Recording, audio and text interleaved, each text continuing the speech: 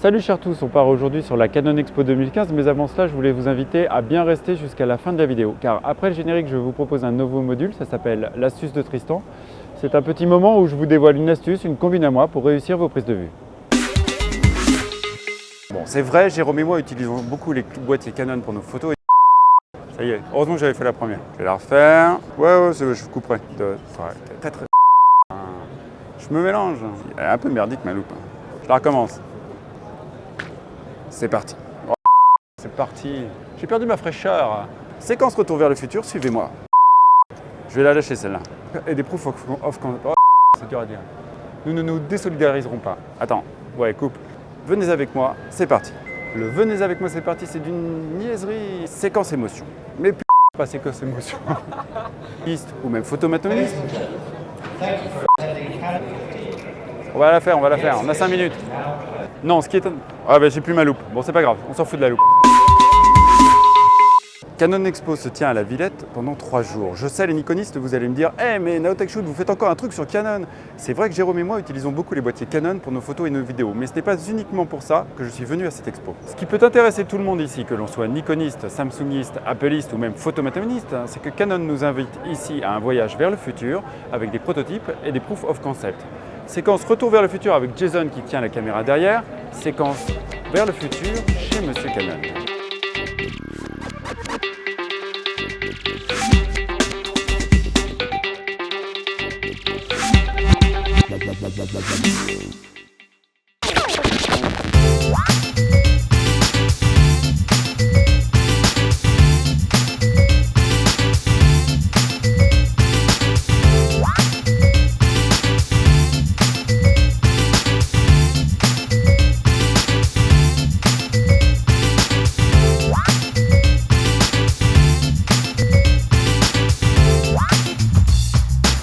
Rappelez-vous, on était aux alentours des années 2009 quand Canon a sorti le 5D Mark II qui était le premier appareil à pouvoir filmer et prendre des photos dans des conditions lumineuses assez déplorables sans avoir de problème de grain ou de bruit.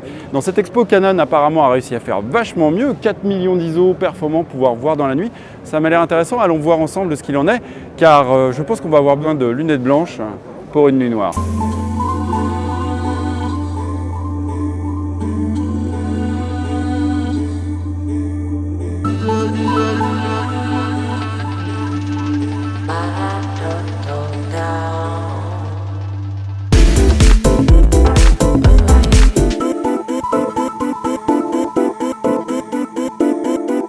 « 4 millions d'ISO, ça se passe de commentaires. On peut dire que l'avenir de la vidéo et de la photographie dans l'obscurité est lumineux. En tout cas, le métier de détective privé la nuit va être grandement facilité, à condition évidemment qu'il s'équipe en Canon.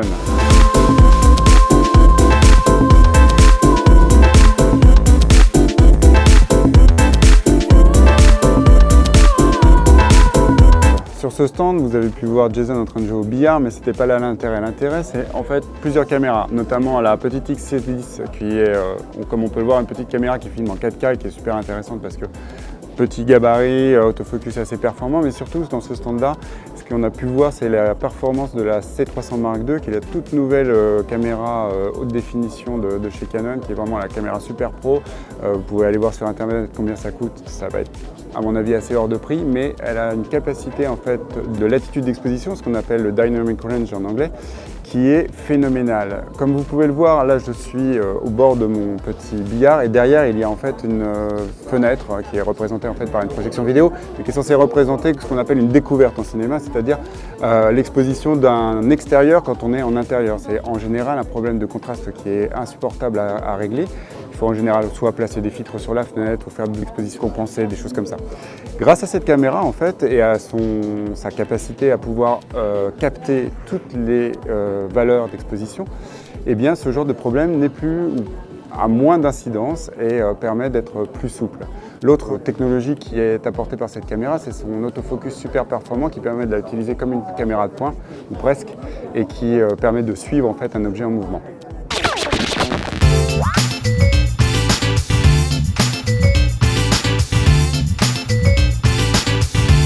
Bien évidemment, en venant à la Canon Expo, j'avais quelques idées dans la tête. Je voulais avoir des informations sur le fameux capteur de 120 millions de pixels qui a défrayé la chronique assez récemment. J'ai pu poser quelques questions à Pierre Bourdoiseau, chef produit réflexe et optique chez Canon France. Alors ça, bien sûr, c'est un prototype. Il est pour l'instant pas du tout en vente, il n'est pas du tout, je pourrais même pas vous dire la date de sortie prévue de ce type de produit. Et pourtant, ça fait envie. Et pourtant, ça fait envie, parce que ça fait rêver. Nous, on est là aujourd'hui pour vous donner la nouvelle génération, la photo de demain. Pourquoi là, vous voyez, on l'a enfermé directement dans un boîtier sous la forme d'un 5D. Vous voyez, quasiment pareil qu'un 5D. Juste une petite chose supplémentaire, c'est que ce boîtier-là est un petit peu différent des autres. C'est pas un 5D avec un capteur full frame, parce qu'on lui a mis un capteur APS-H. Alors vous allez me dire, qu'est-ce que c'est que ce capteur APS-H? C'est un capteur qui est entre l'APS-C et le full frame. C'était un capteur qui était vraiment révolutionnaire à l'époque pour tous les gens qui voulaient faire un boîtier sport, pour leur permettre d'avoir un capteur qui leur permettait d'avoir un crop de 1.3. Donc ce qui leur permettait d'avoir une optique et de pouvoir l'augmenter au niveau de la focale sans toucher à l'ouverture. Alors ce boîtier justement est un boîtier, je vais vous donner un petit peu plus. Il a du 120 millions de pixels, il est capable d'aller à 9,5 images par seconde. Il a une possibilité justement de rafale assez importante. C'est pour ça qu'on avait choisi ce type de capteur. Vous en dire plus après, pour l'instant, c'est bien d'avoir une coque, mais c'est avoir bien sûr tout ce qui va avec. Et pour l'instant, aucune carte n'est capable de gérer justement ce flux de données. Rendez-vous compte, ce capteur est capable de faire des fichiers de 232 mégas. On l'a vraiment bridé pour l'instant en RAW, uniquement à 100 ISO. Mais quand vous voyez l'importance et le poids de ce fichier, il faut vraiment avoir tout ce qui va derrière pour pouvoir le gérer. Mais comme on sait que l'avenir va très vite et que les capteurs et les processeurs vont en 2 ans presque double leur capacité, on arrive à avoir, à mon avis, bientôt ce type de produit dans le commerce. Donc vous voyez, après, imaginez-vous dans l'avenir, vous êtes en safari avant avec des super longues focales et pourquoi pas avec ce type de boîtier, faire un safari avec un 24-70 et de pouvoir prendre après, imaginez-vous un lion qui fera 2 cm sur votre photo et après l'augmenter d'une forme classique et de pouvoir l'imprimer sur du 20-30 tranquillement. Donc la fameuse phrase de Cartier-Bresson qui disait « si ta photo n'est pas assez bonne, c'est que tu n'étais pas assez près », avec ce genre de boîtier, on peut dire qu'elle est révolue.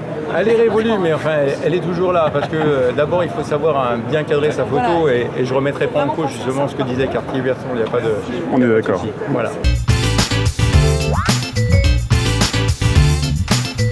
La Canon Exmos n'est pas uniquement des appareils photo et des caméras vidéo. Non, c'est aussi l'impression jet d'encre, comme vous le savez.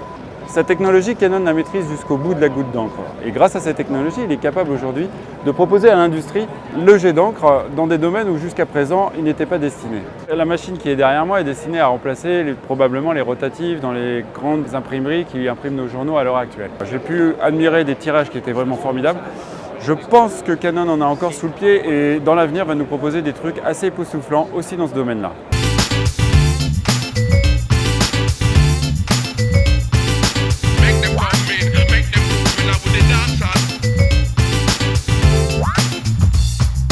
Alors là, dans ce salon, c'est le coup d'esbrouf. Jason et moi, on a été vraiment éberlués. Ce projecteur 4K distribue une image vraiment exceptionnelle.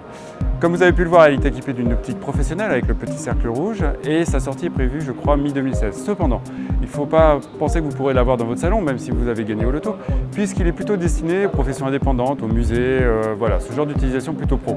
Néanmoins, on peut imaginer qu'une fois qu'il sera sorti, on retrouvera sûrement des modèles un petit peu plus abordables et qu'on pourra avoir, nous, dans nos appartements.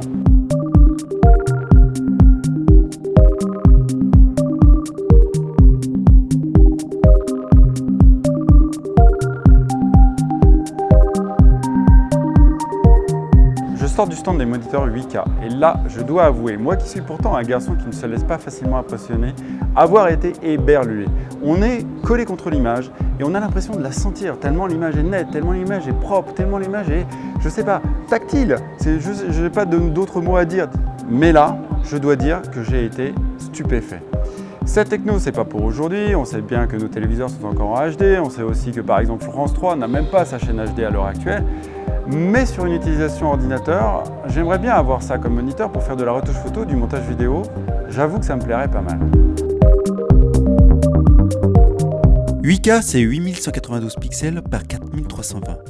Bien sûr, quand on dit moniteur 8K, on dit capture 8K. Eh bien, monsieur Canon nous présente ici une caméra 8K capable de filmer à une telle résolution en 60 images secondes. C'est tellement énorme que pour enregistrer un tel flux de données, ils ont dû couper l'image en 4 et enregistrer chaque quart d'image sur 4 disques durs respectifs. Allez, je lance le débat, un débat qui va sûrement faire réagir pas mal de photographes. Quel est l'avenir de la photographie quand on sait que ces fameuses caméras 8K vont pouvoir nous sortir des tirages comme celui-ci, des tirages de toute beauté, issus même de la capture vidéo? Je vous pose la question et j'attends vos réponses dans les commentaires de cet épisode.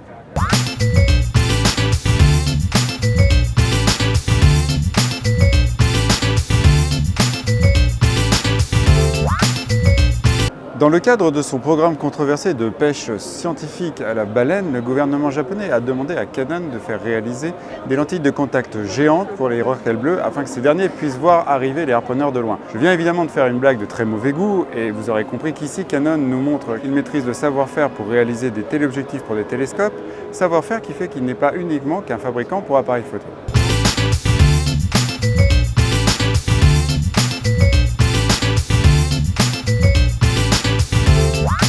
Dans la série, c'est pas la taille qui compte. Canon nous propose ce prototype dont on ne sait pas encore la date de sortie malheureusement, mais qui est super intéressant. En fait, c'est la version très courte en fait, du 600 mm qui est ici. Un 600 mm comme celui-là, ça fait à peu près 60 cm de long et 4 kg de poids à se mettre dans la poche. Cette technologie-là, ils en ont mis deux à l'intérieur, notamment une technologie qui s'appelle DEO et c'est la version 2, et une autre technologie qui s'appelle Blue Refractive qui travaille en fait les phénomènes de marge en fait dans l'image. Grâce à ces deux technos et évidemment plein d'autres, ils ont réussi à réduire la taille, à la fois la taille et le poids de 30%. C'est-à-dire qu'on descend ici en dessous des 3 kg et on a un encadrement super réduit. J'adore cet objectif, j'ai vraiment envie de l'avoir, même si moi je ne fais ni photographie d'animaux ni photographie sportive à Roland-Garros, mais j'aimerais bien l'avoir, même s'il me faudra une poche un peu moins grosse que pour cet objectif-là.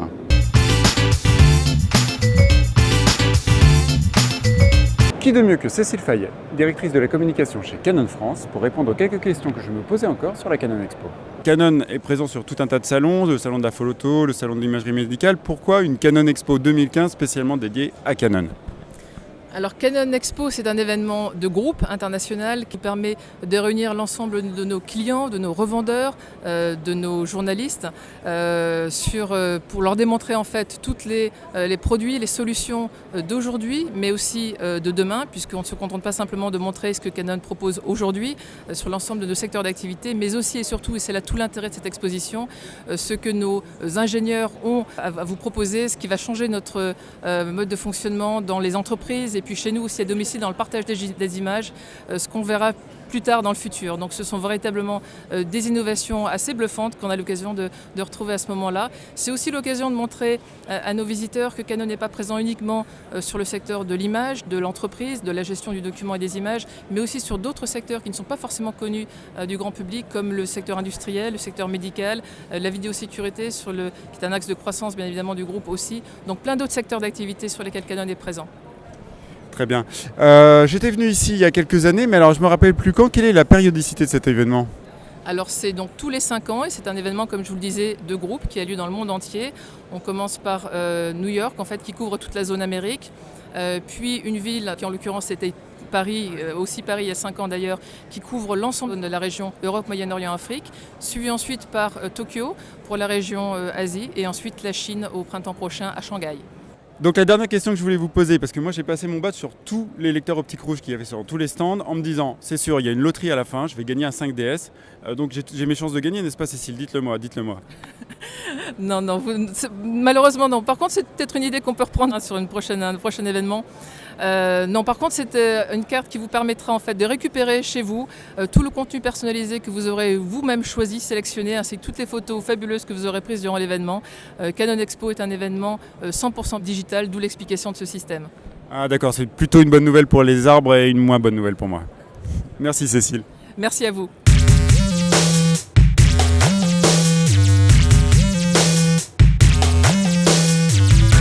Canon n'a pas organisé son expo uniquement pour montrer ses gros biscottos en matière technologique. Non.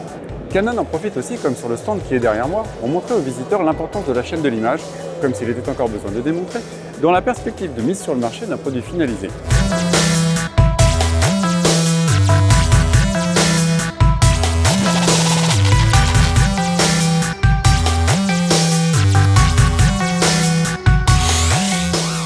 Donc Canon maîtrise à la fois la couleur, la résolution, etc. Il maîtrise plein de trucs, mais il maîtrise aussi la 2D et demi, ou plutôt la 3D en créative, ce qu'il appelle la creative printing. Il s'agit de réaliser plusieurs couches en fait, d'impression à plusieurs niveaux, ce qui permet en fait de réaliser des textures différentes et de reproduire la surface de vieux tableaux anciens ou bien de simuler une fausse 3D sur des photos de famille. Alors pour les photos de famille, j'ai trouvé ça assez moche, mais par contre pour les tableaux anciens, j'ai trouvé ça plutôt convaincant.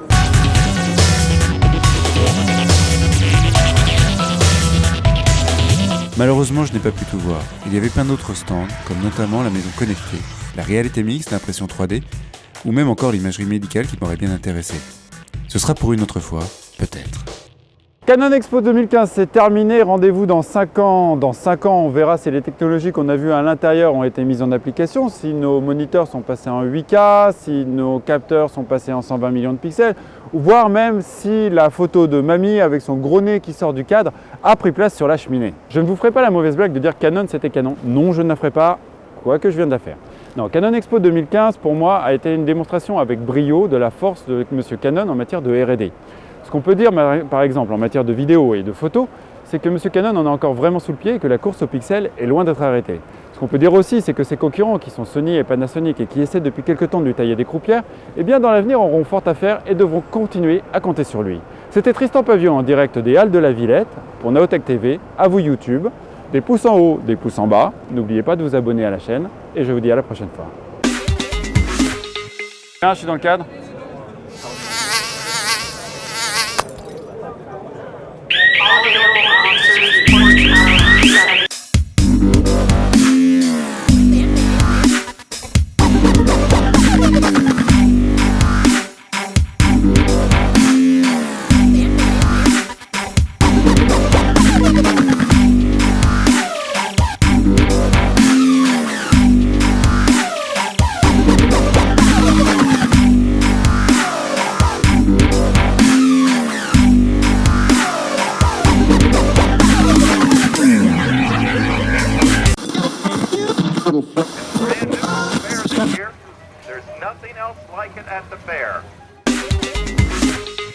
Voici mon conseil du jour, quand vous avez à prendre des photos, mais plus encore si vous devez filmer dans des endroits aussi peuplés et passants qu'un salon d'exposition, une fête à Neuneu ou encore un supermarché. Préférez l'utilisation d'une courte focale 24-35 mm maximum, car l'utilisation d'une longue focale à cadrage équivalent va vous obliger à vous reculer. Et se reculer, cela veut dire laisser l'opportunité à des fâcheux de passer dans votre cadre au moment même où vous teniez enfin votre réplique ou le bon mot que vous attendiez. Comme disait le lieutenant Hélène Ripley, si dans l'espace on ne vous entend pas crier, dans une expo on ne vous voit pas filmer. Alors raccourcissez le passage entre votre caméra et votre sujet, au risque sinon de devoir hurler. Des informations qui... Please. No, please. I'm just filming. Il en a vraiment sous le pied en matière de R&D. C'est pas le même monsieur, il a le même talkie-walkie, mais c'est pas le même monsieur. Ce sera pour le making-of.